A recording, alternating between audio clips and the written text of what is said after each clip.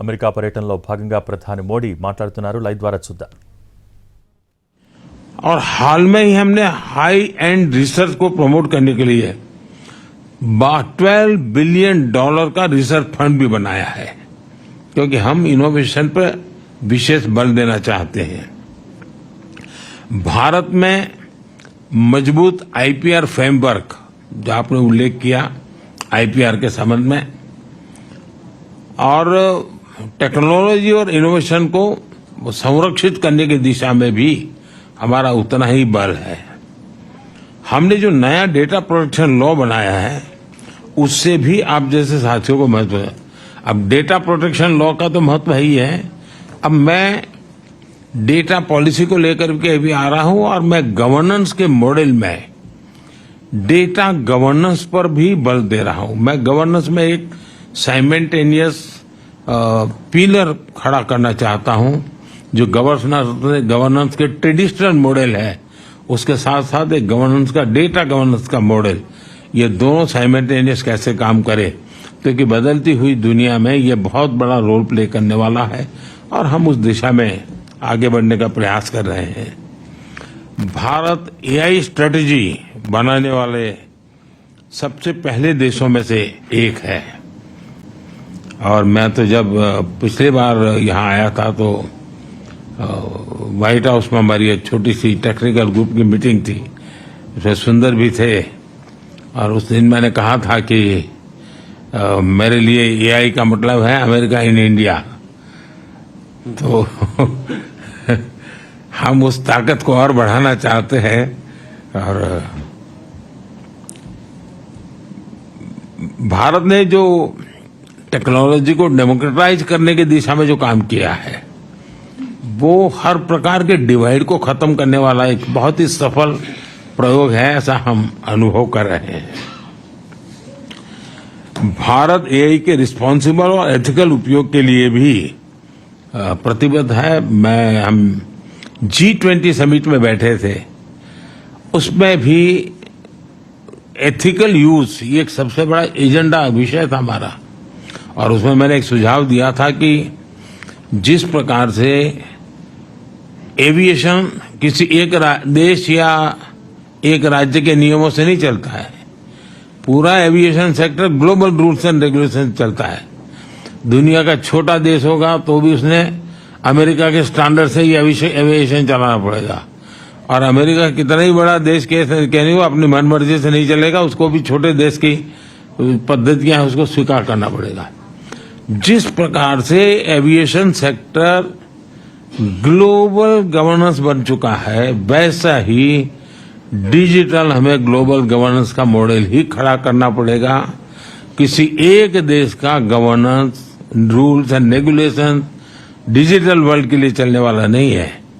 और हमारे सामने मॉडल है, एविएशन सेक्टर एक सक्सेसफुल मॉडल है, सब लोग उसको फॉलो करते हैं.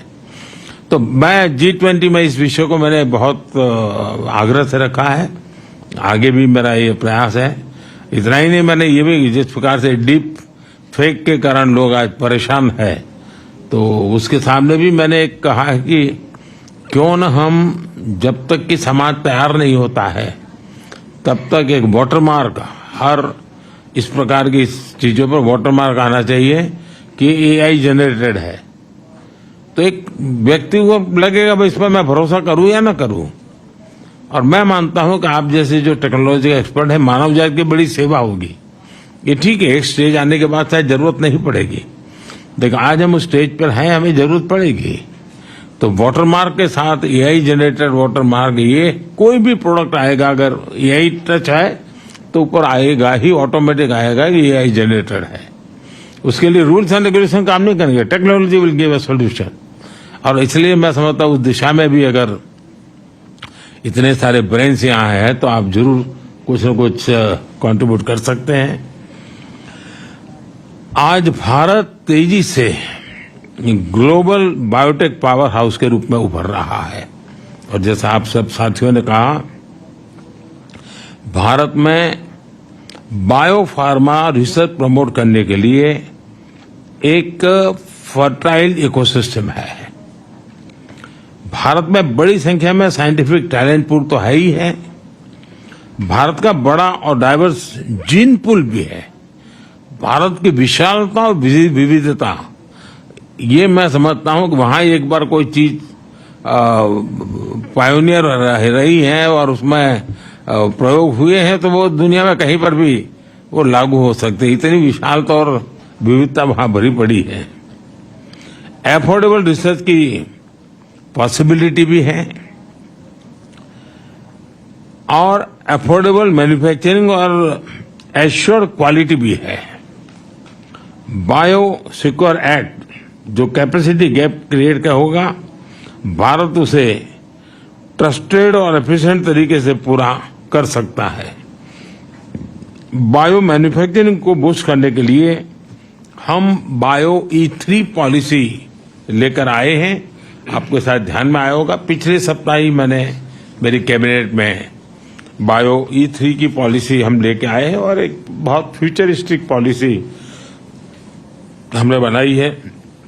बायो E3 यानी biotechnology for economy, employment and environment, इन तीनों चीजों को लेकर के मैंने बायो E3 पॉलिसी को बल दिया है। 2030 तक भारत की बायो इकोनॉमी बढ़कर $300 बिलियन की होने की हम संभावना देखते हैं। 2025 तक भारत में 10,000 से ज्यादा बायो स्टार्टअप्स की संभावना मैं देख रहा हूं, जिसके कारण आप कल्पना कर सकते हैं ग्रास लेवल पर कितने बड़े काम की संभावना इस बायो के सेक्टर में भी होने की संभावना मैं देखता हूं।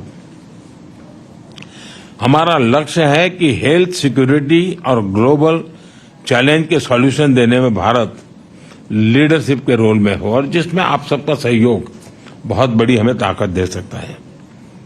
भारत प्रो प्लैनेट पीपल की अप्रोच को लेकर इंफ्रास्ट्रक्चर बना रहा है, इनोवेट कर रहा है। 2030 तक 500 गीगावाट रिन्यूएबल एनर्जी के टारगेट को अचीव करने के लिए हम एक साथ कई स्तर पर काम कर रहे हैं और इसलिए आपके लिए मैन्युफैक्चर में भी अद्भुत संभावना है। फ्रेंड्स, आत्मनिर्भर और सशक्त भारत की विकास यात्रा में आप सभी को मैं एक सहयात्री के रूप में, एक सहभागीदारी के रूप में हमेशा मानता हूं, देखता हूं और उस प्रकार से हमारी यात्रा भी रही है, आप सबका अनुभव भी है। और मुझे विश्वास है कि भारत और अमेरिका की टेक कंपनीज मिलकर ग्लोबल चैलेंजेस के समाधान से में अहम रोल निभाएगी। मेरी टीम आपके जो सुझाव मिले हैं उसको भी और आपने जो एक विश्वास व्यक्त किया उसको भी हम उसको बड़ी गंभीरता से लेते हुए आवश्यकता के अनुसार उसको हम फॉलोअप भी करेंगे। मेरे द्वार तो हमेशा खुले रहते हैं। मैं हमेशा एक विद्यार्थी की तरह आप सबसे कुछ सुनता हूं, सीखता भी हूं और गवर्नेंस में उसको लाने का प्रयास भी करता हूं ताकि मेरा देश भी उतना ही तेजी से आगे बढ़े। लेकिन मैं फिर से एक बार आप सब समय निकाल करके आए, मैं आपका बहुत बहुत आभारी हूं और मैं आपका हृदय से आभारी हूं कि आप चिंता किए और इस काम को आगे बढ़ाए हो। बहुत बहुत धन्यवाद जी।